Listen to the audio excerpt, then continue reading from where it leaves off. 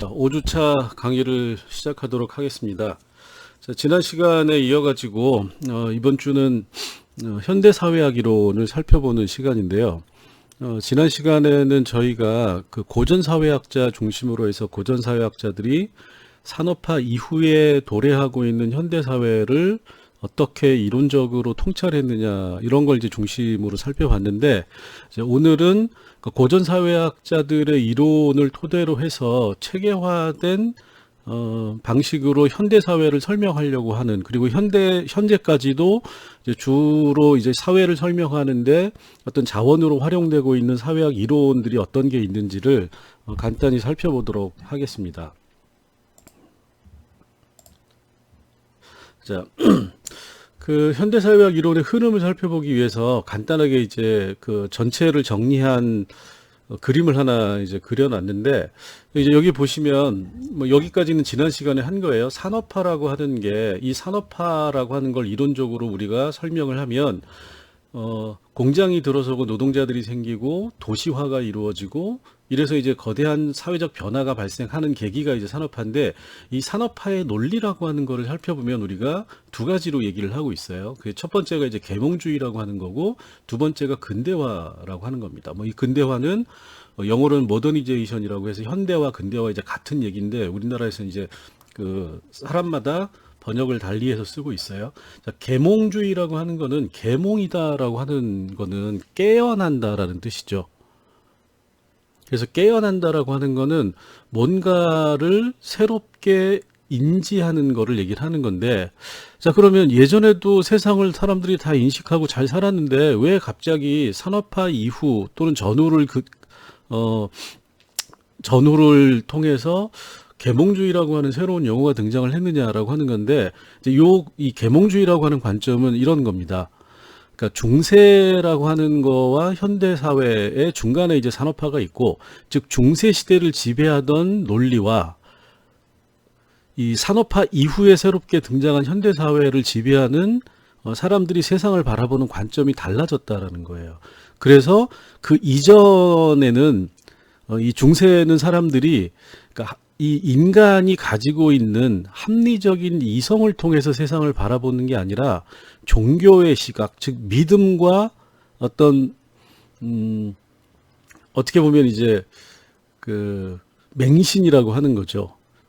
그러니까 종교적인 믿음을 맹신하고 그 종교적인 믿음에서 주장하는 바를 그대로 받아들이는 식으로 세상을 이해하고 받아들이고 살아왔다라는 겁니다. 자, 그러니까 어떻게 보면 인간들이 자신의 관점에서 세상을 해석하지 못하고 신의 관점에서, 신이 어떻게 세상을 창조하고 그 신이 창조한 세상에서 인간이라고 하는 것은 신의 논리에 따라서 수동적으로 세상을 살아가는 존재, 이렇게 되는 거죠. 자, 그런데 산업화라고 하는 게 가져온 거는 뭐냐면 인간 중심, 이게 이제 우리가 그래서 르네상스라고 하는 걸 얘기를 하는 겁니다. 인간에게 주어져 있는 기본적인 합리적 이성, 뇌의 작용에 의해서 자기의 관점으로 세상을 이해한다. 이게 계몽주의가 되는 겁니다. 그래서 우리가 이 서구 근대사회의 핵심을 얘기할 때 개인주의를 얘기를 하는 이유도 뭐냐면, 거기서 한 개인이라고 하는 게 중요한 게 아니라 서구의 이 현대 사상에서 중요시 얘기하는 개인이라고 하는 거는 모든 개인이 합리적인 이성의 기초에서 사고한다라고 하는 것을 전제하고 있는 거예요. 자, 그리고 근대화라고 하는 건 그 결과가 되는 겁니다. 계몽, 즉 합리적 이성에 의해서 사람들이 자기와 자기 이 바깥에 있는 세상을 이해하고 해석하고, 그래서 그 결과로서 근대화라고 하는 게 이루어진다. 즉 산업화 자체라고 하는 건 하나의 드러나는 현상이고, 그 산업화라고 하는 게 가지고 있는 핵심적인 논리는 뭐냐? 계몽에 기초한 근대화다. 이렇게 이제 보고 있는 겁니다. 그래서 우리가 어떤 이론을 얘기하든 간에 고전사회학자들을, 여기 이제 꽁트, 뒤르갱, 베버, 막스, 진멜 이런 사람들을 전부 다 계몽주의자라고 얘기를 하는 겁니다.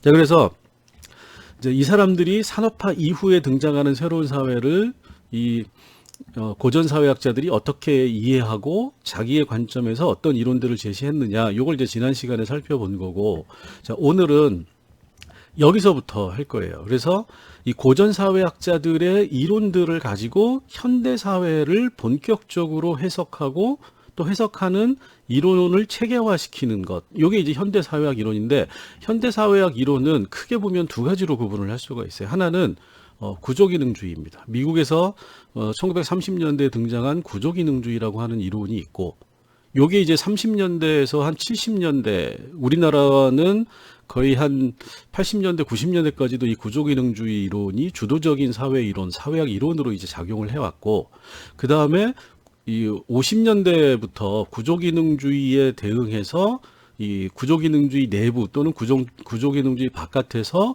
이 이론을 비판하면서 새롭게 사회를 이해하고 해석하는 이론들을 제시한 거예요. 그 계기가 됐던 게 반전평화운동과 유럽의 68혁명이라고 하는 사회적인 사건이 있습니다. 자, 우리 산업화에는 뭐가 있었죠? 계몽주의와 근대화라고 하는 게 등장하게 된 사회적 역사적 사건은 우리가 지난 시간에 프랑스 대혁명이라고 하는 걸 얘기를 했어요. 자, 그래서 이 현대사회학 이론도 구조기능주의가 지배적인 이론으로 작용을 하고 있다가 이 소위 말하는 60년대 중후반에 등장한 반전평화운동과 유럽 68혁명이라고 하는 게 굉장히 다양한 새로운 이론들을 등장시켰다라는 겁니다. 그래서 여기에 해당되는 게 이제 막스주의적인 갈등 이론, 미시사회학, 비판 이론, 막스주의 사회학, 구조주의, 자본주의 비판 이런 여러 가지 이론들이 있어요. 그래서 이 이론들은 저번 시간에 말씀드렸듯이 한 시간에 살펴보기에는 굉장히 많은 내용이기 때문에 딱 교과서에 나와 있는 내용들만 가지고 그거를 설명하는 방식으로 간략하게 넘어가도록 하겠습니다. 자, 그 다음에 이제 여기는 제가 물음표를 쳐놨는데 뭐냐면 현대사회학 이론이라고 하는 게 구조기능주의와 구조기능주의에 대한 비판, 요 내용, 그 다음에 그 이후에는 지금까지도 이런 이론들, 이 기존에 나와 있는 현대사회학 이론들을 대체하는 새로운 이론들이 등장을 하고 있지 않습니다. 그래서 이 이론들을 가지고 여전히 이러저러한 방식으로 현대사회의 다양한 문제라든가 현대사회의 형성, 유지, 변화 이런 것들을 설명을 하고 있고, 그러니까 새로운 이론들이 등장을 하고 있지 않기 때문에 여기는 제가 앞으로 어떤 이론들이 어떻게 등장할지 모른다 이런 의미에서 이제 물음표를 표시를 해놓은 겁니다. 자, 요것도 여러분들이 이해하기 쉽게 이제 현대사회학 이론을 구분을 좀 해놨어요. 현대사회학 이론을 어떻게 구분하느냐라고 하는 거는 학자들마다 굉장히 다양한 방식으로 구분을 하고 있어요. 근데 여기는 이제 가장 기본적으로 우리가 앞에서 고전 사회학자들을 살펴볼 때 질서 중심으로 새로 등장하는 현대사회를 분석했느냐, 변화를 중심으로 분석했느냐, 이제 이렇게 구분을 했잖아요. 자, 그 다음에 질서와 변화라고 하는 거를 이제 같이 보는 이론. 그래서 요거를 질서를 중심으로 보는 이론을 보수적인 사회학 이론, 그 다음에 변화를 중심으로 해서 현대 사회를 해석하고 이해하려고 하는 이론을 진보적인 사회학 이론. 그 다음에 이 질서와 변화라고 하는 두 축을 이제 다 같이 보려고 하는 거를 이제 중도적인 입장이라고 하는 건데, 이 중도적인 입장은 질서와 변화를 다 보지만 그럼에도 불구하고 질서의 강조점이 있느냐, 변화의 강조점이 있느냐에 따라서 이 중도적인 그 사회학 이론도 굉장히 다양한 이론들을 가지고 있어요. 그래서 이 질서를 중요시하는 대표적인 보수적 이론이 이제 구조기능주의 이론이고, 그 다음에 변화를 중심으로 해서 사회를 해석하는 대표적인 이론이 진보적 이론이 신막스주의와 비판 이론이라고 하는 게 있습니다. 그 다음에 이제 대부분의 이론들이 이 구조기능주의나 막스주의 또는 비판 이론의 여러 가지 요소들을 받아들여 가지고 좀 더 다양한 질서와 변화를 모두 포괄하는 새로운 사회 이론을 만들어 보겠다 해서 나온 이론들이 이제 상징적 상호작용론, 교환이론, 연기론, 갈등이론 이런 여러 가지 이론들이 존재를 하게 되는 겁니다. 자, 본격적으로 우리가 이제 사회학 이론을 이해하기 위해서는 이 네 가지 개념을 여러분들이 좀 아실 필요가 있어요. 이 네 가지 개념이 뭐냐면 미시와 거시, 구조와 행위라고 하는 네 개의 개념입니다. 자, 이거는 우리가 사회학 또는 사회 이론을 이해하고자 할 때 그 사회 이론을 분류하고 구분짓고 차이점을 우리가 살펴볼 때 가장 많이 쓰는 개념들이에요. 자, 그래서 이건 이제 일종의 그 서로 반대적인 의미를 가지고 있는 두 개의 개념 쌍으로 이루어져 있어요. 첫 번째 개념 쌍은 뭐냐면 구조와 행위라고 하는 틀입니다. 그러니까 여러분들이 이렇게 보시면 돼요. 그러니까 플러스라고 하는 그 기호를 보시면 이렇게 해서 이렇게 플러스가 돼 있잖아요. 십자가처럼. 자, 그러면 구조와 행위는 서로 양 끝에 있는 이론적인 관점입니다. 사회학 이론에서. 어떤 의미냐면 사회학 이론이 어떤 사회를 설명하는 데 있어서 어떤 관심을 가졌느냐라고 하는 게 중요한데, 어떤 사회학 이론은 또는 사회 이론은 구조라고 하는 거를, 그러니까 전체의 모습이라고 하는 거를 이해하고 설명하는 데 훨씬 더 많은 관심을 가지고 있어요. 그런 이론들을 우리가 이제 구조적인 이론이라고 얘기를 하고, 또는 구조 중심의 이론. 근데 어떤 이론들은 구조라고 하는 거를 인정하지 않고 사회라고 하는 걸 어떻게 이해하냐면, 앞에서 설명드렸듯이 개인들이 어떤 행위들을 하고 그 행위가 모여서 집단화되고 그게 구조를 만들어 간다라고 생각하는 이론들이 있습니다. 이걸 우리가 행위 중심의 이론이라고 얘기를 해요. 자, 그럼 어떻게 되죠? 구조적인 측면, 사회를 설명하는 데 있어서 구조적인 측면을 강조하는 이론이 있고, 그 반대편에는 행위를 강조하는 이론이 있다. 이게 양극단이 되는 거죠. 그리고 굉장히 많은 이론은 구조적인 요소와 행위적인 요소를 같이 섞어가지고 사회를 설명한다. 자, 그러면 우리가 어떤 이론을 이해하려고 하면 제일 먼저 이 이론이 구조 중심의 이론이냐 행위 중심의 이론이냐, 요걸 이제 좀 따져볼 필요가 있어요. 그래서 구조와 행위라고 하는 거를 여러분들이 생각을 하시면 되고, 이 구조 중심의 이론은 일종의 사회 실제론적 관점에 있는 이론이라고 생각을 하시면 돼요. 즉 대표적으로 그 뒤르겐 같은 경우가 사회 실제론을 주장을 했죠. 그 다음에 이제 행위 중심의 이론이라고 하는 거는 사회 명목론적인 관점. 사회는 존재하는 게 구조로서 존재하는 게 아니고 개인들이 모여서 그때그때 만들어지는 거일 뿐이다. 이래서 사회 명목론적 관점을 가지고 있는 게 행위 중심 이론입니다. 자, 이렇게 해서 이제 구조와 행위라고 하는 쌍을 가지고 이론을 이제 볼 필요가 있고, 그 다음에는 미시와 거시라고 하는 또 다른 축이 있어요. 개념 쌍인데, 자, 거시라고 하는 거는 커다란 전체를 얘기를 하는 겁니다. 자, 그러다 보니까 거시와 구조는 서로 친화성이 있어요. 구조적인 관점을 가지면 거시 영역을 굉장히 중요하게 생각을 합니다. 자, 그럼 대표적인 거시 영역이 뭐가 있을까요? 사회에 있어서 국가라고 하는 거죠. 전체를 통으로 보는 겁니다. 또는 전 세계. 자, 미시라고 하는 거는 전체 영역이 아니라 일부분만을 보는 겁니다. 사회라고 하는 거는 다양한 속성들이 있는데, 예를 들어서 문화적인 것만 본다던가, 아니면 가족이라고 하는 것만을 본다던가. 자, 그래서 그러니까 전체 사회 영역을 다 보는 게 아니라 전체 사회 영역을 구성하는 특정한 영역 하나의 세부적인 하위 영역을 우리가 미시라고 얘기를 하는 겁니다. 자, 그래서 이 미시 거시는 사회 이론에서 구조 행위도 마찬가지고 일반적으로 어떤 이론을 얘기할 때 우리가 이 개념상을 가지고 얘기를 합니다. 자, 그래서 우리가 경제학 같은 경우도 거시경제학과 미시경제학으로 구분을 하고 있죠. 그 다음에 조직이론에 있어서도 거시조직론, 미시조직론.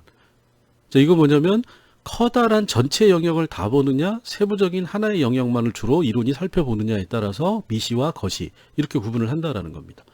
자, 그러면 구조적인 관점을 가지고 사회를 보는 이론은 대부분 거시적인 관점과 연계되어 있고, 행위를 중심으로 해서 사회를 해석하려고 설명하려고 하는 이론은 미시적인 영역에 주로 관심을 갖는다.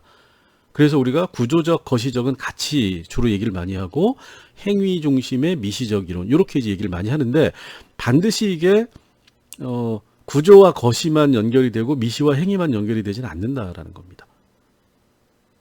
구조와 미시가 연결이 될 수도 있고 거시와 행위가 연결이 될 수도 있다라는 거죠. 그래서 어쨌든 여러분들이 이론을 볼 때, 이거는 구조와 행위 중에서 구조 중심, 미시와 거시 영역 중에서는 거시적인 또는 미시적인, 이런 식으로 그 이론에 대해서 먼저 그 상을 가지고 이해를 하면 훨씬 더 이해하기가 쉬울 거예요. 자, 그럼 이제 본격적으로 현대사회학 이론에 들어가서, 아까 말씀드렸듯이 이 1930년대 이전에는 그러니까 산업사회라고 하는 새로운 그 사회를 어떻게 보면 이제 거시적인 관점에서 주로 고전 사회학자들이 살펴봤죠. 그런데 현대사회라고 하는 거를 이 탈코트 파슨스라고 하는 사람이 이제 미국의 사회학자인데 1930년대에 행위 중심으로부터 시작을 해서 그 행위로부터 시작된 사람들의 관계 맺기라고 하는 집단화라고 하는 게 어떻게 구조로 이어지느냐라고 하는 굉장히 거대한 사회 이론을 만들어냅니다. 그래서 이제 이 탈코트 파슨스라고 하는 사람이 이제 구조기능주의라고 하는 거를 제시를 하게 됐고, 이 구조기능주의라고 하는 거는 유럽의 고전 사회학 이론, 특히 이제 그 뒤르갱, 베버, 프로이드라고 하는, 그러니까 프로이드는 주로 개인의 행위, 그 다음에 베버의 이 사회적 행위 이론, 그 다음에 뒤르갱의 사회적 실제론에 기초한 실증주의, 이런 것들을, 그 다음에 기능주의, 유기적 연대, 뭐 이런 개념들을 엮어가지고 사회의 형성과 구조를 설명하는 거시사회학 이론을 처음으로 제시를 하게 됩니다. 자, 그래서 우리가 이제 구조기능주의는 이 파슨스 말고도 구조기능주의를 얘기하는 사람들이 많지만 가장 먼저 얘기했고 가장 종합적인 이론적 틀을 제시했기 때문에 우리가 일반적으로 파슨스의 구조기능주의라고 이제 이렇게 얘기를 해요. 자, 그래서 이 파슨스의 구조기능주의라고 하는 거는 이제 영어로는 스트럭처럴 펑셔널리즘이라고 얘기를 하는데, 이제 다른 한편에서는 이게 사회 체계라고 하는 거를 얘기하기 때문에 시스템 티오리, 체계 이론이라고도 얘기를 합니다. 자, 그러면 이 파슨스의 구조기능주의는 아주 간단한 얘기예요. 이게 세부적으로 들어가면 엄청나게 복잡하지만 기본적으로 개인들이 상호 작용을 통해서 개인이 행위를 하는데 이 개인의 행위가 상호작용을 통해서 관계 맺기로 이어진다라는 겁니다. 여기까지는 이제 베버의 이론이 되는 거죠. 자, 그런데 이 상호작용이 고정화되면서 하나의 사회 체계라고 하는 구조화가 이루어진다, 이렇게 얘기를 하는 겁니다. 그러니까 개인의 행위로부터 시작을 해서 상호작용을 거치고 그 상호작용이 고정적으로 지속적으로 이루어지면서 하나의 구조가 만들어진다. 근데 강조점은 결국 어디에 있느냐? 사회 구조에 있다라는 거예요. 자, 그러면 이렇게 개인의 행위, 개인들이 자의적이고 임의적인 행위를 자신의 합리적 이성을 가지고 하는데, 이 개인들의 합리적 이성에 기초한 행위, 자의적, 임의적 행위라고 하는 게 다른 사람들과의 관계 맺기, 상호작용을 통해 가지고 구조가 형성이 되는데, 이 구조가 왜 일정한 형태로 계속 유지되느냐라고 하는 것을 구조기능주의가 설명을 하는 겁니다. 즉 사회 체계가 어떻게 유지될 수 있느냐, 즉 질서가 어떻게 유지될 수 있느냐, 여기에 초점이 있는 거죠. 행위로부터 구조가 발생을 하는데 그 구조는 발생하는 순간 그 자체가 개인의 행위로부터 독립돼서 지속적으로 유지된다라는 겁니다.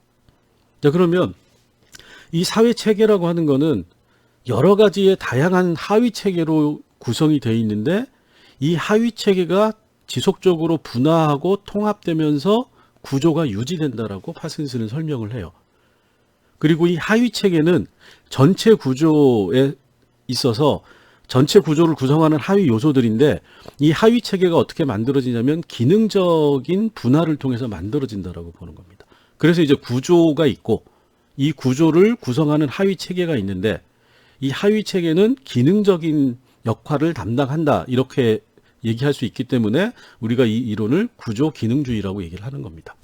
자, 여기 이제 그 설명을 보면, 그러니까 이런 식의 그림을 이해를 하시면 돼요. 파슨스의 구조기능주의라고 하는 거는 이 소셜 시스템이라고 하는 하나의 단일한 사회 체계, 구조가 존재를 하는 겁니다.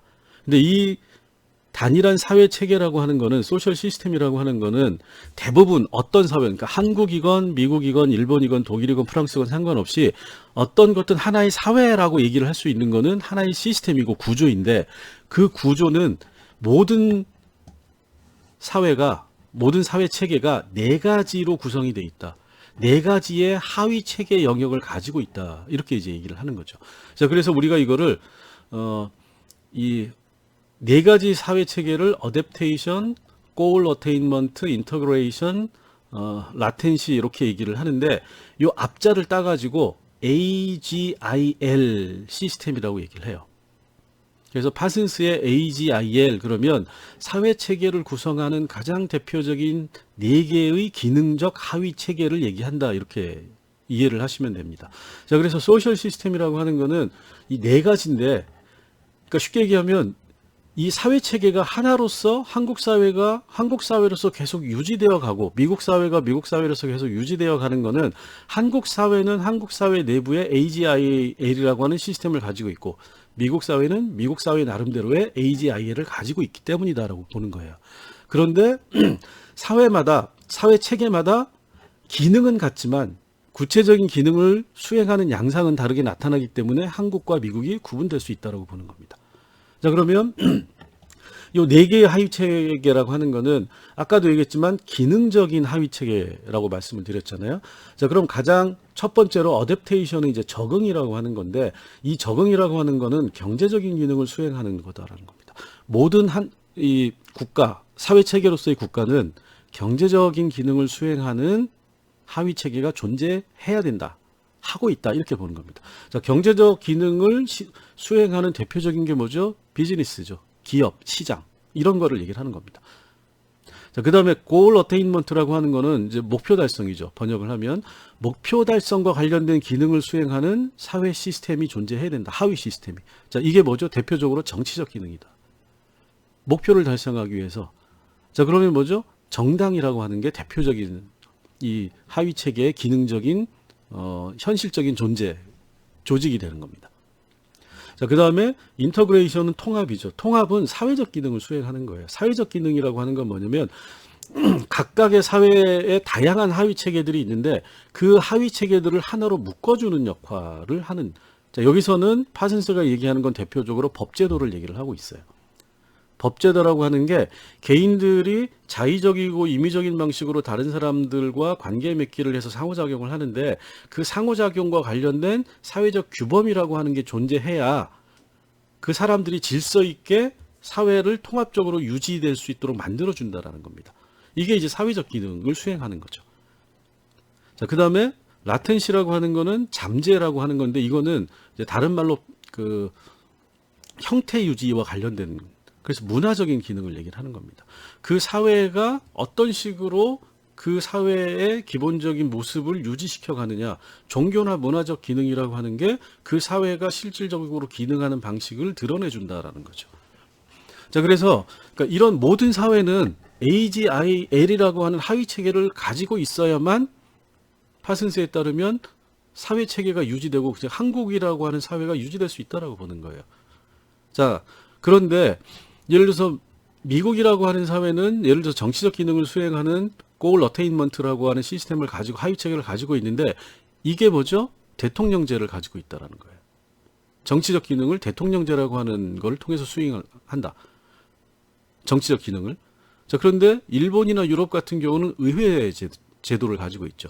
즉 goal attainment의 구체적인 형태는 그 사회 체계는 이 하나하나의 독립된 사회 체계마다 다를 수 있지만 그게 어떤 기능을 수행하느냐에 따라서 보면 의회주의를 가지고 있건 대통령제를 가지고 있건 전부 다 똑같은 정치적 기능을 수행한다라는 겁니다. 자, 경제적 기능도 마찬가지예요. 자본주의라고 하는 것, 이 파슨스에게는 자본주의, 사회주의라는 개념 자체가 없어요. 자본주의든 사회주의든 똑같은 하나의 사회 시스템이고, 자, 그러면 자본주의가 됐건 사회주의, 공산주의가 됐건 어떤 사회든 경제적 기능을 수행하는 하위체계가 존재해야 된다. 그러면 자본주의 사회에서의 경제적 기능은 어떻게 수행되느냐? 시장을 통해서 기업에 의해서. 사회주의에서는 국가가 경제적 기능을 수행한다라는 겁니다.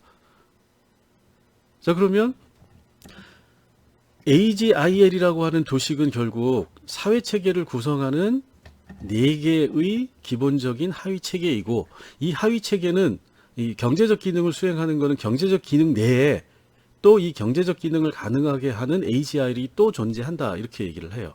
그러니까 경제적 기능을 달성할 수 있도록 하는 goal attainment 시스템이 또 존재하고 문화적 기능이 존재하고 사회적 기능이 존재하고 그러니까 계속 모든 하나의 하위 체계는 그 하위 체계 내부에 또 다른 AGIL이라고 하는 시스템을 가지고 있다라는 겁니다. 자, 그러면 어떻게 되죠? 국가를 우리가 예로 들면 국가는 하나의 AGIL을 가지고 있어요. 그죠? 그러면 하나의 AGIL 밑에는 AGIL 밑에 또 다른 AGIL이 또 존재를 하는 겁니다. 그 하위 체계 밑에는 또 다른 하위 체계가 있으면 그 또 다른 하위 체계는 또 각각이 AGIL을 가지고 있는 굉장히 복잡한 어떤 사회가 구성되고 유지되는 시스템을 가지고 있는데 이게 기능적으로 유기적으로 자 뒤늦게행이 유기적인 연대를 얘기를 하는 거죠. 유기적인 관계를 맺으면서 질서 있게 작동한다라고 이제 파슨스는 얘기를 하는 거예요. 자 그러다 보니까 파슨스를 왜 보수적이라고 보느냐? 모든 하위 체계는 전체 하나의 단일 시스템 내에서 특정한 기능을 수행해야 되고 그 기능을 수행하는데 반대가 되는 거는 뭐냐? 문제가 있다. 문제가 있는 건 어떻게 되는 거죠? 해결돼야 될. 즉 혼란이나 갈등이나 이런 거는 기능적인 충돌을 의미하는 거기 때문에 용납될 수 없다.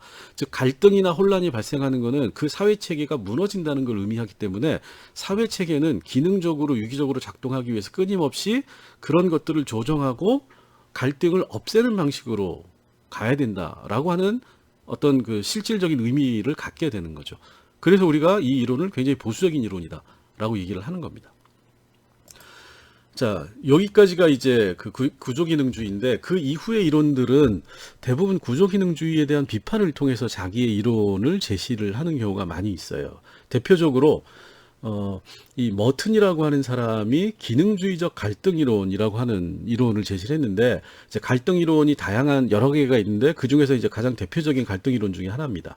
이 로버트 머튼이라고 하는 사람은 구조기능주의에 대해서 내부적인 비판을 해요. 그게 뭐냐면 기본적으로 기능주의적인 관점을 받아들이는데 이 파슨스의 구조기능주의가 두 개의 문제점이 있다. 첫 번째는 뭐냐면 구조기능주의가 너무나 기능이라고 하는 것만을 강조하다 보니까 사회 내에 존재하는 갈등과 변화를 설명하지 못한다. 그런데 구조기능주의가 전제하듯이 모든 사회가 기능적으로 유기적으로 깔끔하게 그렇게 작동하지 않고 갈등과 변화라고 하는 거는 사회 체계 내부에 항상 상존하고 항존하는 거다. 그런데 항상 존재하고 보편적으로 존재하는 거를 없거나 없어져야 될 거로 설명하는 거는 제대로 된 이론이 아니다라고 비판을 하는 거죠. 그 다음에 두 번째는 너무 거시적이고 추상적인 이론이기 때문에 미시적이거나 행위나 관계와 관련된 내용들을 제대로 설명하지 못한다라고 두 가지를 비판을 해요. 자, 그래서 이제 이 사람이 갈등 이론이라고 하는 거를 제시를 하는데 이 사람이 이제 기능이라고 하는 펑션이라고 하는 거를 명시적인 기능과 잠재적인 기능으로 우리가 구분해야 된다. 그러니까 겉으로 공식적으로 그 어떤 하위 체계가 수행하는 기능이 있는가 하면 그 하위 체계가 공식적으로 얘기하지 않지만 잠재적으로 실질적으로 작동하는 수행하는 역할이 또 존재할 수 있다라고 하는 겁니다. 자, 그런데 이 명시적 기능과 잠재적 기능이라고 하는 게 일치하는 경우도 있고 일치하지 않는 경우도 있기 때문에 기능에 따라서 이 잠재적 기능이 명시적 기능에 대해서 반대의 효과를 가져오는 역기능을 수행할 수도 있다라는 거죠. 자, 역기능을 수행하게 되면 어떻게 되죠? 혼란과 갈등이 발생한다. 그래서 갈등은 기능이 존재하면 반드시 갈등이 존재할 수밖에 없다라고 하는 논리로 이어지는 거죠. 자, 예를 들어서 우리가 이렇게 이해를 하시면 돼요. 고교 교육제도 중고등학교를 포함해 가지고 중등 교육 과정이라고 하는 거는 우리가 기본적으로 모든 사회가 이 공교육 시스템을 가지고 수행을 하는 거죠. 학교라고 하는 고등학교, 중학교라고 하는 이 공식 교육 시스템 제도를 가지고 운영을 하고 있어요. 자, 그런데 이 학습과 관련돼서는 뭐죠? 학원이라고 하는 게 공식 공교육 시스템을 보조하기 위해서 학원이라고 하는 시스템이 등장을 하는 거죠. 자, 그러면 학원이라고 하는 것도 결국 하나의 하위 사회 체계가 되는 겁니다. 거기에 속해 있는 거죠. 그런데 학원은 명시적 기능은 공교육을 보조하는 거예요, 기본적으로. 근데 잠재적 기능은 뭐냐면 공교육을 보조하는 게 아니라 대체하는 기능이 생긴다라는 거예요. 여러분들이 몸으로 느끼실 거잖아요. 많은 학생들이 학교에서는 자고 학원 가서 공부합니다. 왜? 대입이라고 하는 거 때문에. 자, 그러면 어떻게 되죠? 역기능, 학원의 역기능은 공교육이라고 하는 거를 무력화시켜 버린다라는 거예요. 파슨스는 학원이라고 하는 거는 학교가 분화돼서 학원이 발생하는 건데 이거는 기본적으로 기능적으로 학교라고 하는 공교육을 보조해주는 역할로서 자기의 역할을 다 하는 거고 여기서부터 어떤 역기능도 발생하지 않는다 이렇게 보는 거예요. 근데 머튼은 무슨 소리냐, 학원이라고 하는 게 특정한 기능이, 학교라고 하는 기능이 분화돼서 새로운 하위 체계로 등장을 했는데 그 하위 체계가 명시적 기능뿐만이 아니라 잠재적 기능을 수행하는데 그 잠재적 기능이 명시적 기능과 상이한 역할을, 즉 공교육을 보조하는 게 아니라 공교육을 대체하는 역할을 수행하게 되면서 갈등과 혼란이 발생하는 거다. 이런 거를 왜 설명하지 않느냐. 그래서 역기능, 기능에 대해서는 반드시 역기능이 존재할 수 있다 라고 하는 거를 강조하는 거죠. 갈등 이론을 통해서.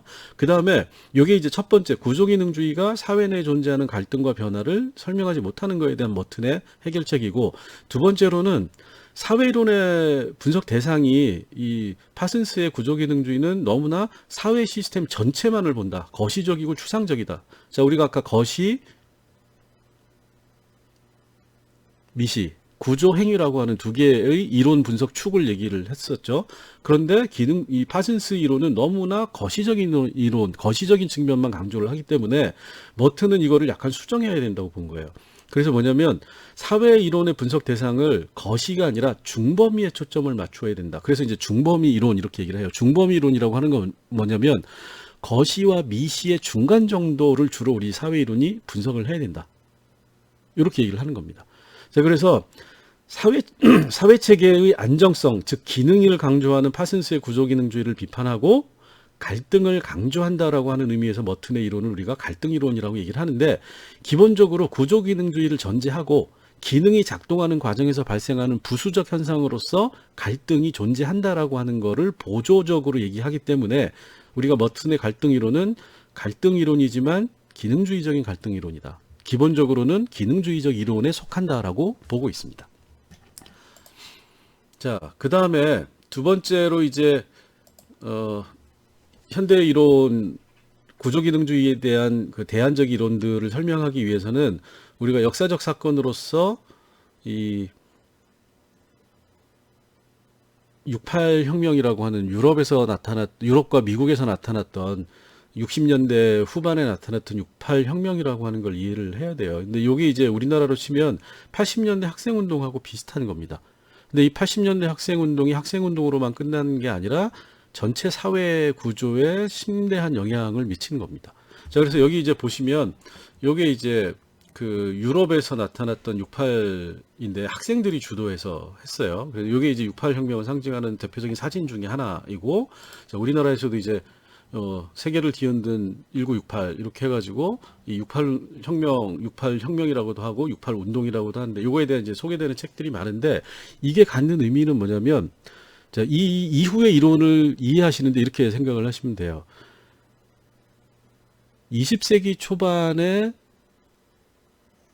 산업화 이후에 사회가 자본주의 사회로 수렴이 되어 갑니다. 그죠? 그리고 자본주의 사회로 수렴이 되어 가고 대규모의 노동자 집단이 등장을 하고 그 다음에 다양한 사회 계급과 계층들이 발생을 하게 되는 거죠. 자, 그런데 자본주의 사회라고 하는 거는 기본적으로 초기 자본주의 사회는 어떤 거냐면 굉장히 획일적이고 중앙 집중적인 구조를 가진 사회예요. 무슨 얘기냐면 시장에서 많은 상품을 팔아서 이윤을 남기기 위해서는 공장 내 생산과 관련된 시스템이 자본가가 지휘 명령을 하는 군대식의 어떤 생산 시스템을 전제를 하고 있다는 거예요. 그리고 여러분들도 느끼시겠지만 지금도 이런 식의 시스템은 바뀌지 않았어요. 자, 그러다 보니까 전후에 현대사회라고 하는 거는, 자, 기본적으로 서구 유럽 사회라고 하는 거는 개인에 기초한 자유와 민주주의와 평등이라고 하는 거를 강조하는 사회적 이념을 가지고 탄생을 한 거잖아요. 자, 정치적 시스템이라고 하는 게 자유, 민주, 평등이라고 하는 세 가지 가치를 추구를 하는 거죠. 자, 그런데 이 가치가 많은 사람들이 살아가는 이 서구 유럽 사회 일상에서는 굉장히 획일적이고 중앙 집중적이고, 그러다 보니까 어떻게 죠? 지휘 명령에 의한 통제적인 권위주의적인 사회가 여전히 유지되고 있었다라는 거예요. 그러니까 민주주의적이지 않고 자유주의적이지 않고 평등하지 않은 사회의 모습을 가지고 있었다라는 겁니다. 자, 그거를 2차 대전이 지나고 전후의 혼란기가 극복이 되고 사회가 안정화되는 과정에서 많은 사람들이 왜 우리가 얘기하는 자유민주 평등이라고 하는 가치가 우리의 일상적인 생활에서는 적용되지 않는 거냐.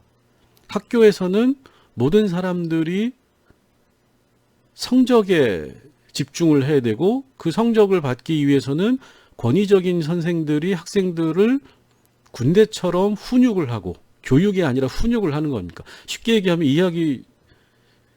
이해하면 짐승처럼 관리를 한다라는 거죠.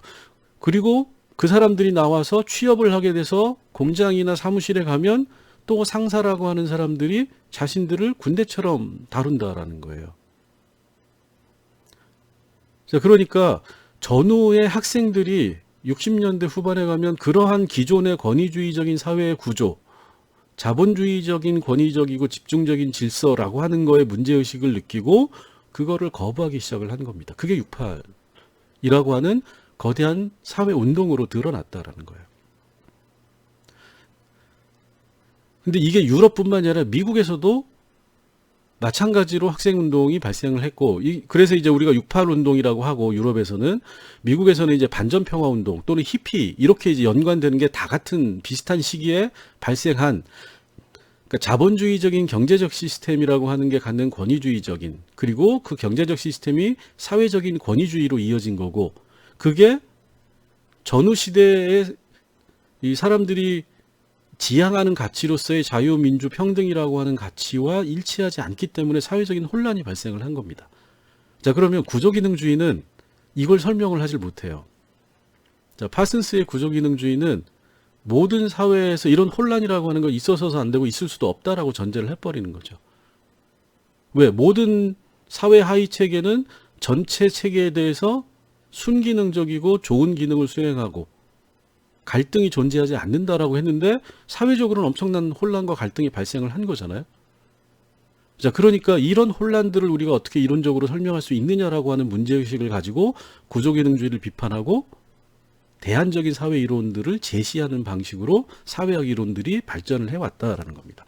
자, 그런 의미에서 우리는 어떻게 보면 이 60년대 이후에 굉장히 다양한 이론들이 등장을 하게 된 역사적 사건이 바로 6.8이다. 그래서 자본주의 등장은 산업화고 현대사회를 설명하는 대부분의 그 이론들은 이 6.8이라고 하는 거에서부터 출발을 한다. 이제 이렇게 이해를 하시면 됩니다. 자, 그래서 6.8을 이제 이해하기 위해서 이 책의 순서하고는 좀 다르게 설명을 드릴게요. 자, 왜냐하면 책에서는 미국의 구조기능주의를 중심으로 해서 쭉 설명을 하다 보니까 유럽의 이론들이 다 뒤로 이제 밀렸는데 시기적 순서로 맞춰가지고 이제 설명을 해볼게요. 자, 이 프랑크푸르트 학파와 비판 이론이라고 하는 거는 현대 사회 이론에 있어서 굉장히 중요한 이론입니다. 그러니까 어떻게 보면 현대 사회 이론이라고 하는 거는 이 구조기능주의 중심의 시스템 이론하고 그 다음에 이 프랑크푸르트 학파에 기초한 비판 이론이 이제 쌍벽을 이루고 그 이후에 이 구조기능주의를 비판하는 이론들의 대부분 이 프랑크푸르트 학파와 비판 이론에서 이론적인 영향을 받게 됩니다.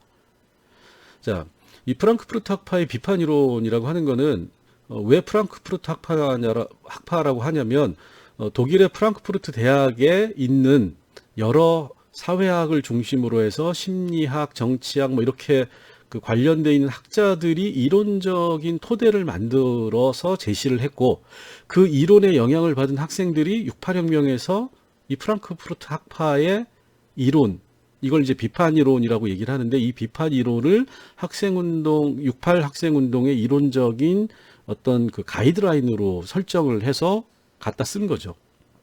자, 그러면 프랑크푸르트 학파와 비판 이론이라고 하는 거는 우리가 그냥 프랑크푸르트 학파의 비판 이론 이렇게 얘기를 하는데 기본적으로 그 자본주의에 대한 문화적인 비판입니다. 근데 이 자본주의에 대한 문화적인 비판이라고 하는 거는 아까 얘기했듯이 자본주의라고 하는 게 가지고 있는 권위주의적인 중앙집중적이고 획일적인 사회의 성격에 대한 비판이다. 이렇게 이해를 하시면 돼요. 자, 그래서 칼 막스와 막스 베버 그 다음에 이 프로이드 이론을 집대성해가지고 프랑크푸르트 학파에 속해 있는 학자들이 이론을 제시합니다. 그래서 이제 프랑크푸르트 학파는 1세대하고 2세대로 구분을 하는데, 자, 1세대의 주된 이론가들은 호르크하이머, 묘가 아니고요. 호르크하이머, 아도르노, 마르쿠제 이런 사람들이 주로 이제 중심이 됩니다. 그래서 이 사람들이 이제 비판 이론 1세대고, 이 사람들은 소위 말하는 이 자본주의적인 질서로부터의 해방 이런 거를 얘기를 해요. 그 다음에 이제 2세대 이론가가 이 위르겐 하버마스라고 하는 사람이고, 이 위르겐 하버마스에 이르러서 이제 본격적으로 이론이라고 하는 게 이제 체계화가 됩니다. 이 하버마스의 이론은 굉장히 간단한 이론이에요. 일단 겉으로 보면. 근데 이제 마찬가지로 깊이 들어가면 굉장히 복잡한데, 하버마스가 얘기한 게 뭐냐면 공론장 이론이라고 하는 게 있고, 체계에 의한 생활세계의 식민화 이론이라고 하는 게 있습니다. 자, 공론장이라고 하는 거는 뭐냐면 퍼블릭 스피어라고 해요. 공적인 공간이다라는 겁니다. 자, 공적인 공간이라고 하는 거는 이렇게 생각을 하시면 돼요. 자, 사적인 공간에서는 우리가 뭐죠? 개인이 임의적이고 자의적인 활동을 하는 공간이죠. 내가 누워서 자거나 일어나 있거나 뭐 혼자 욕을 하거나 혼자서 미친 짓을 하거나 아무도 신경 쓰지 않아요. 자, 그런데 공적인 공간이면 내가 도로에 나가가지고 갑자기 미친놈처럼 혼자서 춤을 춘다 그러면 사람들이 이상하게 쳐다보는 거죠. 공적인 공간은 다른 사람들과의 상호작용이 이루어지는 공간을 얘기를 하는 겁니다. 그럼 사회라고 하는 거는 개인이 존재하지만 사적인 존재로서의 개인이 공적인 공간에서 다른 사람들과 하고 상호작용을 하면서 사회 구조를 만들어 나가고 사회를 만들어 가는 거죠. 자, 그러면 사회라고 하는 게 유지되고 발전하기 위해서는 공론장이라고 하는 게 공적인 공간이 어떻게 만들어졌느냐가 굉장히 중요하다는 거죠.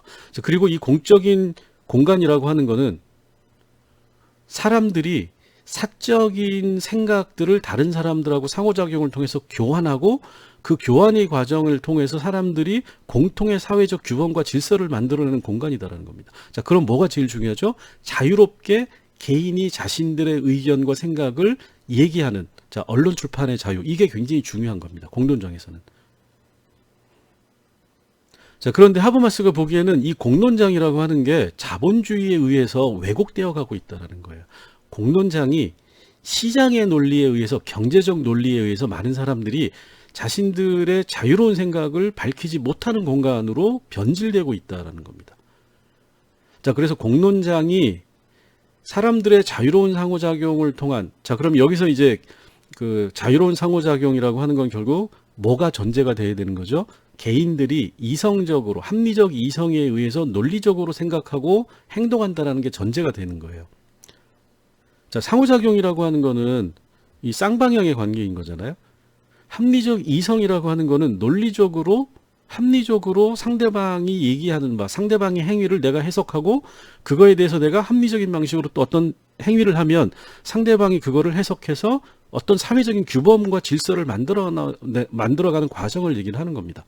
자, 그런데 내가 어떤 사람이 얘기했는데 그 말을 듣지 않고, 아, 귀찮으니까 꺼져, 폭력을 행사한다거나 상호작용을 외면하면 공론장이 형성이 안 되는 거예요. 그럼 어떻게 되죠? 그 사회는 규범이라고 하는 걸 형성할 수가 없는 거죠. 규범을 형성하지 않으면 어떻게 되죠? 모든 사람들이 공적인 공간에서 일정하게 질서 있게 움직일 수 있는 가이드라인 제시가 되지 않으면 짐승하고 똑같은 세상이 돼버린다는 겁니다. 이게 공론장 이론이에요. 그래서 현대 민주주의 사회에서는 제일 중요한 게 공론장이 중요하다. 그 공론장은 합리적 이성의 기초에서 개인들이 자신들의 자의적이고 개인적인 생각을 다른 사람들하고 주고 받으면서 사회적 질서를 만들어가는 공간을 얘기를 하는 겁니다. 자, 그러면 현대 우리가 살고 있는 사회에서 이런 역할을 하는 게 대표적으로 뭐죠? 언론이 있는 거죠. 자, 언론 출판의 자유라고 하는 걸 우리가 중요시하는 이유는 하버마스 이론을 기초하고 있는 거예요. 최근 들어서는 인터넷이라고 하는 게 또 중요한 거죠. 자, 그런데 공론장이 아까 말씀드렸듯이 개인의 합리적 이성에 의해 가지고 개인이 자유롭게 자기의 의견을 얘기하고 다른 사람의 의견을 반영하고 거기에서 공통의 사회적 질서를, 규범을 만들어 나가는 이런 공간 자체가 없어져 간다, 변질된다.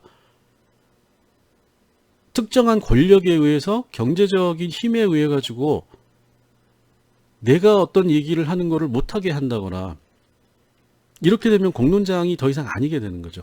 근데 자본주의 사회에서는 자본주의적인 시장 논리에 의해서 이걸 이제 체계라고 보는 거예요. 체계. 획일적이고 중앙집중적이고 권위주의적인 어떤 권력에 의해 가지고 생활세계, 공론장 중심의 개인들의 삶의 세상이라고 하는 게 식민화되어 간다. 식민화는 없어진다는 거죠.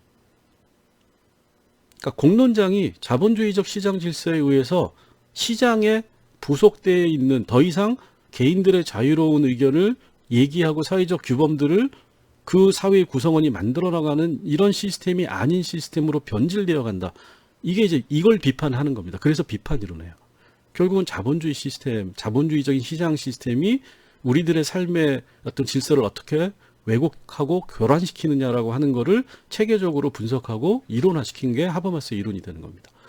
자, 그러니까 이 이론이 왜 우리가 이렇게 다른 사람에 의해서 권력이 있는 자본이 있는 사람에 의해서 다른 사람의 지휘 명령에 의해서 내가 자유롭게 내 생각을 얘기하고 내가 자유롭게 직장 생활을 하고 다른 사람들하고 상호작용을 하는 것 자체가 왜 안 되느냐? 하버마스 이론을 보니까 자본주의적인 권위주의적인 시스템, 시장주의에 의해 가지고 우리 생활계가 공론장이라고 하는 것을 변질시켜 가고 있기 때문이다. 자, 그래서 이 68 유럽의 프랑스, 독일, 영국, 네덜란드 이런 학생들이 대학생들이 대학 교육의 문제, 대학 교육에서 왜 일방적인 지식을 강요하느냐? 왜 교수의 생각이 다 맞다고 얘기를 하느냐? 왜 고등학생들은 대입을 위해 가지고 하루 종일 쳐 앉아 가지고 공부만 해야 되느냐? 이런 거에 대한 문제 제기를 하게 되고 이게 이제 사회 전반으로 왜 공장에서는 상사라고 하는 사람들이 관리자라고 하는 사람들이 노동자를 통제하고 그 사람들의 말에 우리가 따라야 되느냐? 시민으로서의 기본적인 권리라고 하는 건 왜 보장되지 않느냐? 여성은 왜 담배를 피면 안 되느냐? 여성은 왜 교육을 받으면 안 되느냐? 여성은 왜 정치를 하면 안 되느냐? 이런 식으로 사회 전체의 구조, 질서. 자, 뒤늦게 얘기했던 집합, 그 사회를 지배하는 집합의식, 문화적인 집합의식에 대해서 직접적인 비판을 하게 되는 겁니다. 이게 이제 프랑크푸르트 학파의 비판 이론의 핵심인 거죠. 그래서 이 하버마스의 공론장 이론이라고 하는 거는 지금도 굉장히 다양한 학문 분과에서 중요한 이론으로 받아들여지고 있어요. 자, 이런 식의 이제 이 이론들을 하는데, 자, 공론장 이론이라고 하는 게 기본적으로 이 베버의 이 소위 말하는 사회적 행위 이론, 그 다음에 체계에 의한 생활세계 식민화는 막스의 자본주의 이론, 그 다음에 그 안에서 개인이 어떻게 억압받는가는 프로이드의 이론, 이런 것들을 하버마스가 잘 버무려 가지고 그 당시의 사회를 분석하는 거시적인 이론으로 이 비판 이론을 제시를 하게 된 겁니다. 그래서 하버마스는 지금은 이제 돌아가셨는데 한국에도 몇 번 와가지고 강연도 하고 그랬어요. 그리고 이제 하버마스의 수제자 중에 한국 분도 한 분 계십니다. 지금 제가 알기로는 그 독일의 베를린 대학인가에서 강의를 하고 있는 걸로 알고 있는데, 어쨌든 그래서 이 현대의 지성사회에 굉장히 큰 영향을 미친 게 이 프랑크푸르트 학파 1세대와 2세대입니다. 특히 이제 아도르노니, 마르쿠제 이런 사람들은 이 문화적인 자본주의의 삶에 있어서 이 문화적인 측면에 대한 굉장히 많은 이론들을 이제 얘기를 하고, 그래서 여기 보면 이제 뭐 도구적 이성에 대한 비판이라든가 뭐 이런 것들을 이제 얘기를 하게 되는데, 자, 그래서 요게 이 68 학생 운동에 직접적인 영향을 미쳤고, 그 이후에 나오는 이 구조기능주의에 대한 비판에도 비판과 관련된 이론에 이 하버마스의 이론, 또 아도르노나 마르쿠제의 이론이 굉장히 커다란 영향을 미쳤다. 이렇게 이해를 하시면 되고요. 자, 그 다음에 그 막스주의적인 갈등 이론이라고 하는 거는 60년대 이후에 이제 조금 전에 말씀드렸던 프랑크푸르트 학파, 68과 관련된 프랑크푸르트 학파의 이론은 유럽을 중심으로 해서 이제 미국 전 세계로 이제 확산됐던 이론, 확산되고 수용됐던 이론인데, 이 이론들이 미국에서도 받아들여지게 됩니다. 그러니까 1930년대에 등장해서 미국 사회에서는 거의 구조기능주의 이론이 지배적이었는데 1960년대 이후에 미국 내에서 갑자기 이 소위 구조기능주의 이론에 대한 회의가 그리고 대안적인 이론을 추구하는 움직임이 발생을 해요. 자, 그 이유는 뭐냐면 60년대 이후에 미국 내에서 사회적 갈등이 심화되었다라는 거예요. 그러니까 쉽게 얘기하면 구조기능주의 이론으로는 설명할 수 없는 사회적 갈등과 혼란들이 굉장히 이제 많이 나타났다라는 겁니다. 자, 예를 들어서 반전평화 녹색운동이라고 하는 게 1930년대, 40년대, 50년대, 60년대. 그 다음에 반권위 학생 사회운동, 학생운동의 형태로. 자, 이게 이제 히피 문화하고 밀접한 관련이 있는 거죠. 그러니까 히피 문화라고 하는 거는 왜 내가 자본주의적인 시장 질서에 의해서 그들이 주장하는 교육을 받고 그들에게 사용되기 위해서 취업을 해가지고 먹고 살아야 한다는 이유만으로 공장이나 사무실에 가서 그들의 지휘 명령을 따르면서 일을 내가 왜 해야 되느냐. 그냥 나는 일 안 하고 돈 안 벌고 있으면 있는 대로 없으면 없는 대로 자연과 함께 자연 속에서 살아가고 싶다. 이게 히피 문화인 거죠. 그러니까 문명을 거부하는 운동인 겁니다. 여기서 말하는 문명은 자본주의적인 시장 문명을 얘기를 하는 거예요. 자, 그 다음에 여성운동. 자, 이게 이제 다 하나로 모인 게 뭐죠? 베트남 전쟁이죠. 70년대.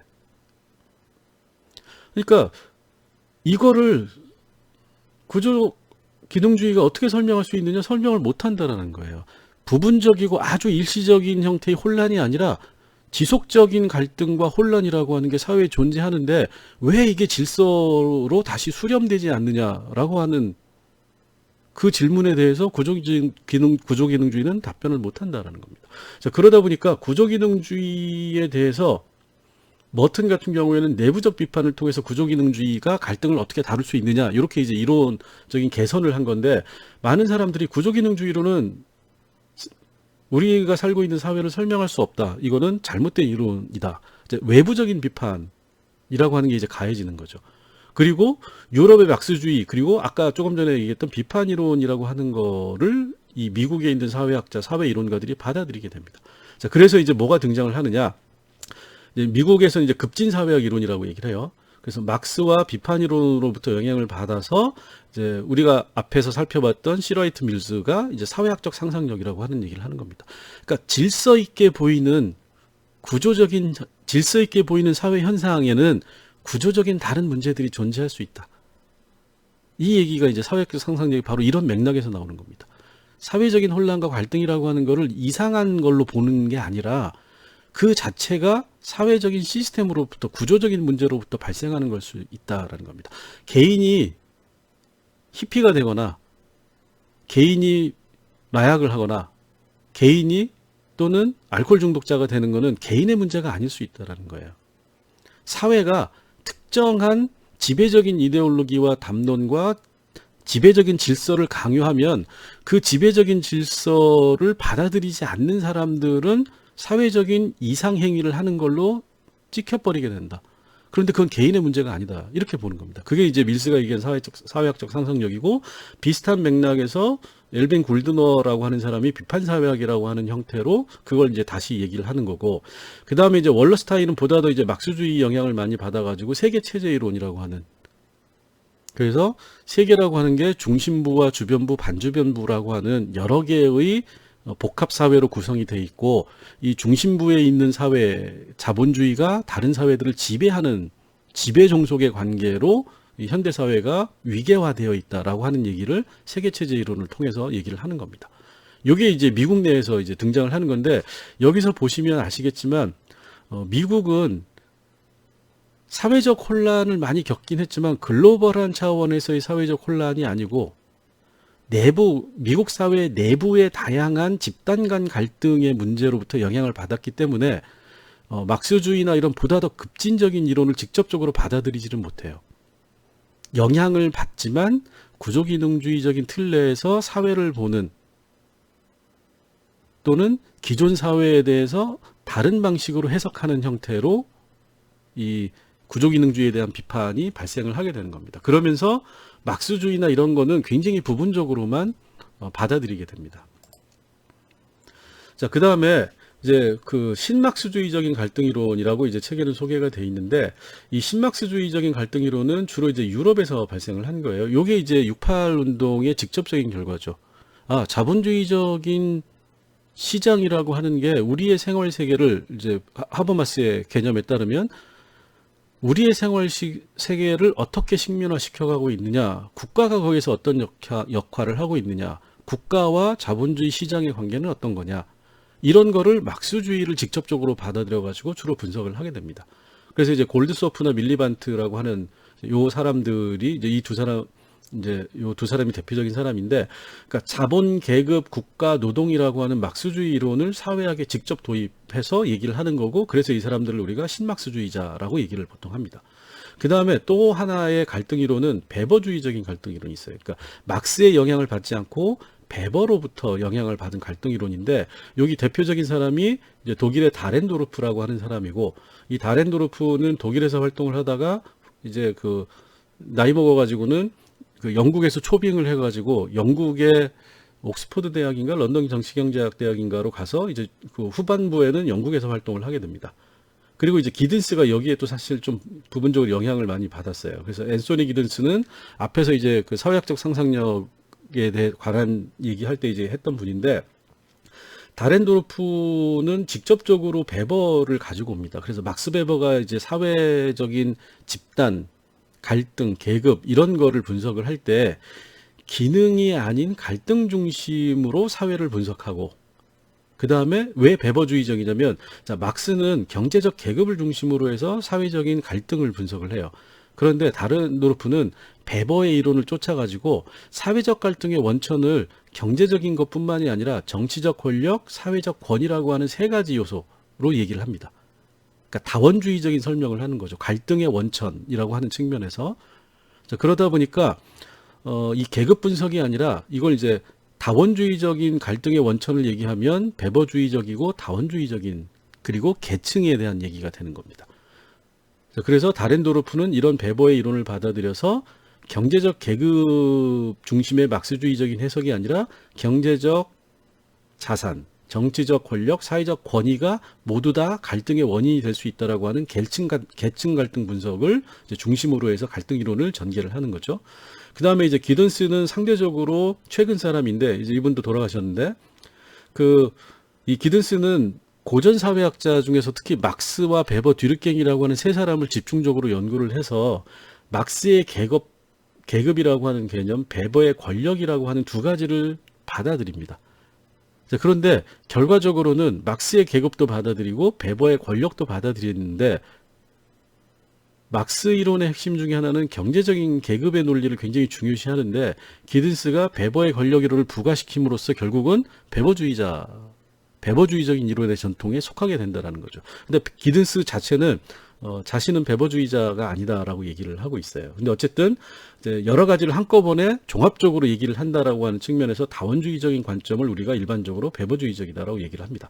그 다음에 이제 구조와 행위를 결합하는 구조화 이론이라고 하는 것을 제시를 했는데, 요거는 이제 그 머튼하고 비슷한 맥락이에요. 그러니까 머튼하고 다른 거는, 머튼은 행위만 다루는 거는 너무 미시적인 거고, 구조를 다루는 건 너무 거시적인 거니까 그 중간에 있는, 중간에 해당되는 중범위를 주로 다루자라고 하는 별도의 영역이라고 하는 거를 그 사회이론의 대상으로 설정을 하는데, 기든스는 구조와 행위를 결합시키는, 그러니까 중범위라는 별도가 아니라 사회라고 하는 거는 구조와 행위를 통해서 두 개가 다 존재하는 거기 때문에 사회를 설명하기 위해서는 행위가 어떻게 구조로 가고 구조가 어떻게 행위에 영향을 미치는지를 한꺼번에 봐야 된다. 그래서 구조화 이론이라고 하는 것을 제시를 합니다. 이게 이제 베버주의적인 갈등 이론이다, 이렇게 이제 이해를 하시면 되고, 그 다음에 프랑스의 급진 사회 이론이라고 하는 거는 이 프랑스의 자본주의 비판 이론이다라고 생각을 하시면 돼요. 프랑스에서도 68혁명이 굉장히 급진적으로 발생을 하는데, 이 프랑스의 급진 사회 이론의 특징은 굉장히 거시적이고 구조주의적인 법칙이라고 하는 거를 규명하는 데 굉장히 관심이 있었다라는 거예요. 그러니까 미시적인 게 관심이 아니라 사회 구조를 분석하는 데 초점이 있었다. 자, 그러면서 이 프랑스에서 되게 유명한 그 소시르라고 하는 구조주의 언어 학자가 있어요. 그 다음에 이 레비 스트로스라고 하는 구조주의 인류학자가 있습니다. 이 두 사람의 특징은 뭐냐면 구조주의자라는 거예요. 자, 그러면 인류학과 언어학에서 구조주의는 어떤 걸 얘기하냐면, 자, 언어라고 하는 거는 우리가 문법을 배우잖아요. 주어와 동사가 있고, 문장이라고 하는 거는 주어와 동사 또는 형용사, 거기에 부사. 즉 일정한 단어들이 일정한 법칙과 규칙에 의해서 결합돼서 하나의 문장이 만들어지는 거죠. 자, 인류학이라고 하는 것도 레비스트로스라고 하는 사람이 이 구조주의 인류학이라고 하는 이제 그 영역을 개척을 했는데, 이 사람은 인류학, 사람들의 삶의 형태는 일정한 규칙에 의해서 하나의 집단이 해결해야 되는 일정한 시스템을 가지고 있다라고 하는 얘기를 하는 겁니다. 자, 그러니까 이 소시르나 레비스트로스 같은 경우에는 모든 게 구조적인 법칙에 의해서 우리가 행위라고 하는 게 거기로부터 영향을 받는다. 구조의 강점을 둔 얘기를 하는 겁니다. 자, 그래서 이 프랑스의 급진 사회 이론이라고 하는 거는 이 소시르와 레비스트로스의 구조주의적인 측면, 법칙이라고 하는 측면을 이제 가지고, 자본주의도 하나의 구조고 이 구조는 일정한 법칙에 따라서 움직인다. 자, 그러면 자본주의가 움직이는 구조적인 법칙이 갖는 문제점이 뭐냐, 이거를 고찰하는 게 프랑스의 급진사회 이론입니다. 자, 그래서 요거 이제 두 가지로 구분을 할 수가 있어요. 자본주의의 이데올로기와 권력에 대한 비판. 그러니까 경제적인 문제가 아니라 자본주의의 질서라고 하는 게 어떻게 유지되느냐, 자본주의의 구조적인 질서가 개인에게 어떻게 수용되느냐라고 하는 것을 주로 다루는 이데올로기와 권력 비판. 이거의 대표적인 학자가 바르트 락강 푸코라고 하는 사람입니다. 대표적으로 이제 그 푸코라고 하는 사람이 얘기하는 게 이제 그 생체 권력 이런 얘기를 하거든요. 생체 권력은 뭐냐면, 내가 자본주의에 태어나는 순간 나는 일종의 자본주의 사회에서 살아가는 동안 자본주의가 요구하는 권력, 자본주의적인 권력이 요구하는 질서를 몸으로 받아들일 수밖에 없다. 그걸 생체 권력이라고 하는 거예요. 그러니까 자본주의가 개인의 몸 곳곳에 자본주의적인 질서와 규범, 권력이라고 하는 거를 내면화시키고, 사람들은 그거를 자신의 자유의지라고 생각을 하면서 행동한다라고 하는 겁니다. 자, 그러면 어떻게 되죠? 개인의 행위는 자본주의 사회에서 별로 의미가 없다라는 거예요. 자본주의의 구조적 질서에 따라서 개인의 행위는 종속될 수밖에 없다라고 보는 겁니다. 그 다음에 이제 두 번째가 자본주의 구조에 대한 막스주의적인 비판인데, 알티세르와 플란차스라고 하는 사람입니다. 요거는 뭐냐면, 자본주의 이 막스의 이론이라고 하는 게 어떤 식으로 구조화돼서 개인에게 영향을 미치느냐, 요거를 이제 그 경제적인 문제, 그 다음에 구조적인 관점에서 얘기를 하는데, 요거 이제 좀 어렵게 얘기하면, 쉽게 얘기하면 개인이라고 하는 거는 구조에 대체 가능한 부품에 지나지 않는 거다, 자본주의 사회에서. 이렇게 자본주의 구조를 비판을 하는 겁니다. 내가 어떤 걸 하거나 말거나 상관없이 내가 필요 없어지면 나는, 개인이라고 하는 건 자본주의 사회에서 다른 사람으로 대체하면 끝이다. 개인은 별로 의미가 없다. 자, 그러면 어떤 방식으로 자본주의가 개인을 대체하고, 이걸 이제 호명이라고 하는 용어를 쓰는데, 구조가 호명을 하면 부른다라는 뜻이에요. 개인은 거기에 불려갈 수밖에 없다. 이렇게 보는 겁니다. 그러니까 구조적이고 거시적인 법칙이라고 하는 게 우리의 일상을 지배한다, 자본주의에서는. 이렇게 이제 얘기를 하는 겁니다. 자, 그 다음에 이제 여기에서 더 나아간 게 자본주의의 대중소비 비판이에요. 이게 보들리아르라고 하는 프랑스 사람인데, 이 사람이 대량 생산에 의한 착취라고 하는 게 이 후기 자본주의가 발전하게 되면서 대량 소비 중심으로 자본주의의 구조적 모순이 변화되어 갔다라는 겁니다.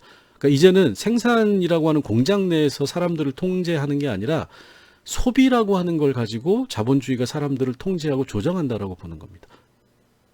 그래서 우리 일상이라고 하는 게 소비로부터 벗어날 수 없는 구조적인 문제를 가지고 있다. 그래서 자본주의는 바로 대량 소비의 문제다. 이렇게 이제 비판을 하는 거죠. 그 다음에 이런 이론들에서 더 나아간 게 이 자본주의 구조에 대한 탈중심주의적인 비판입니다. 이것도 이제 68의 영향을 많이 받은 거죠. 그래서 이 데리다라고 하는 사람이 뭘 얘기하냐면, 자본주의는 굉장히 구조적이고 체계라고 하는 획일적인 중앙집중적인 구조를 가지고 있기 때문에 자본주의에 대한 비판은 뭐냐면 탈중심주의로 가야 된다. 그리고 구조를 해체해야 된다는 겁니다. 탈중심적이고 구조를 해체해야 된다라고 하는 거는 모든 사람, 그러니까 쉽게 이제 좀 극단적으로 얘기하면 굳이 학교에 왜 가냐라는 거예요. 왜 내가 취업을 해야 되느냐라는 겁니다. 내가 왜 조직에 속해야 되느냐. 중심의 모든 사람들이 왜 똑같은 동일한 시장에서 돈을 벌어야 되느냐. 중심이고 하나의 모든 사람이 따라야 되는 사회적 규범 자체를 거부해버리는 거죠. 이게 탈중심주의입니다. 자, 그래서 이런 경향이 나중에 극단화되면 이걸 이제 우리가 포스트 모더니즘, 그래서 탈현대, 탈근대 이렇게 얘기를 해요. 자, 현대와 근대의 핵심적인 논리에는 제가 처음 강의 시작할 때 뭐라고 그랬죠? 합리적 이성이라고 하는 겁니다.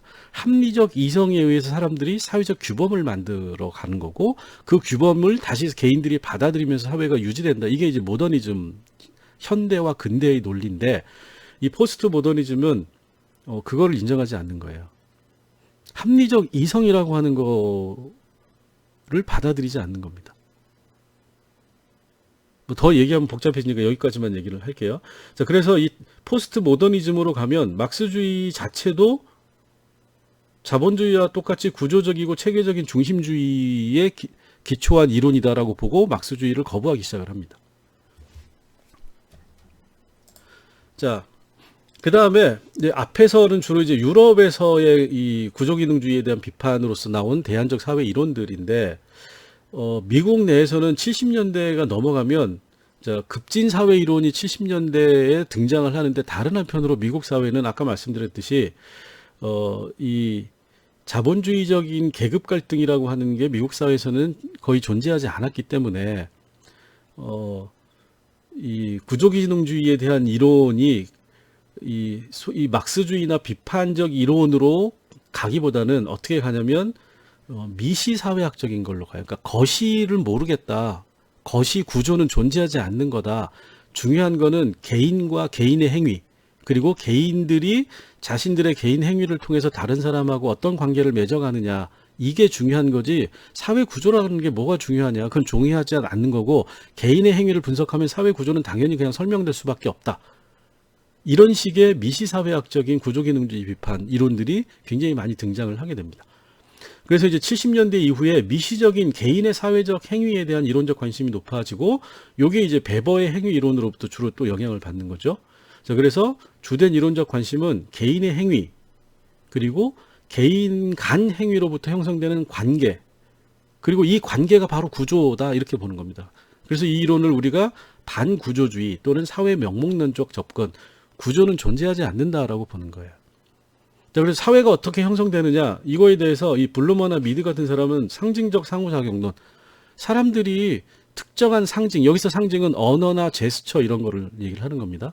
상징을 통해서 서로 상호작용을 하면 그게 바로 구조고, 그게 바로 사회가 형성되는 거다, 이렇게 보는 겁니다. 그 다음에 이제 교환 이론도 마찬가지예요. 서로가 상호작용을 통해서 어떤 거를 교환함으로써 그 교환 관계가 지속적으로 이루어지면 사회가 형성되는 거다. 현상학적 사회학, 민속방법론, 연기론 이런 것들이 전부 다 개인의 행위를 통해서 사회가 만들어진다라고 보는 거고, 그렇기 때문에 구조는 중요한 게 아니고 또는 개인의 행위의 결과다, 이렇게 이제 얘기를 하는 겁니다. 자, 그래서 이런 이론들이 하나하나를 따지면 굉장히 뭐 얘기할 게 많지만 이걸 다 할 수 없기 때문에, 그러니까 이런 큰 틀에서 이렇게 우리가 사회 이론들을 분류하고, 또 어떤 역사적인 배경하에서 어떤 사회적 사건들의 영향을 받아서 또는 어떤 이론의 영향을 받아서 이런 이론들이 어디에 초점을 맞춰서 설명을 하느냐, 이런 것들을 여러분들이 기본적인 것만 교재에 나와 있는 거를 중심으로 이해를 하시면 될 것 같아요. 자, 그 다음에 마지막으로 이제 시간이 많이 지났는데, 한국 사회학은 마찬가지입니다. 크게 보면 질서를 중심으로 이론을 얘기하는 분들이 있고 변화를 중심으로 얘기하는 분들이 있어요. 그래서 한국 사회학 내에는 보수적인 사회학자와 진보적 사회학자로 크게 구분이 됩니다. 그래서 이제 보수적인 사회학자들은 이 60년대, 70년대 주로 이제 미국에 유학을 갔다 와가지고 구조기능주의를 받아들인 분들이고, 이분들이 한국에 와서 주도적으로 했던 게 뭐냐면 새마을 운동이에요.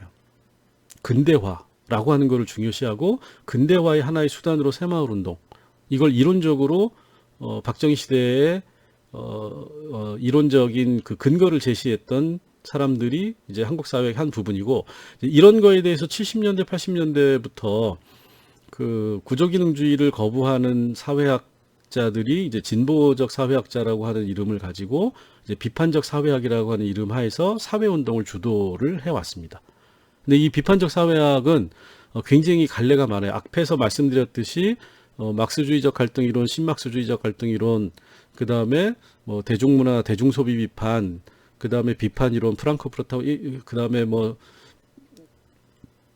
wallerstein의 세계체제 이론, 종속 이론, 뭐 이런 다양한 이 구조기능주의에 대한 비판적인 이론들을 총괄적으로 비판적 사회학이라고 하는 형태로 받아들였고, 이제 요게 이제 최근에 나타나는 사회운동의 이론적 기반들을 많이 제공을 해줬습니다. 그런데 이제 현재는 이런 구분이 많이 희석화되고 한국 사회학이라고 하는 게 이제 어떻게 보면 거시적이고 구조적인 거를 주로 설명하는 사회 이론보다는 경험적이고 실증적인 어떤 미시적인 거를 분석하는데 한국 사회학의 이론이 많이 와 있어요. 그러다 보니까 이제 방법론으로 통계나 뭐 이런 것들을 활용해 가지고 미시적인 영역에서 사람들의 집단적 행위를 설명하는 이런 게 이제 한국 사회학의 주류가 되어 가고 있습니다. 자, 이렇게 이제 간단하게 설명을 드릴 수 있을 것 같습니다. 자, 오늘은 추석인데도 불구하고 좀 얘기가 길어졌는데 여기까지 하도록 하겠습니다. 수고하셨습니다.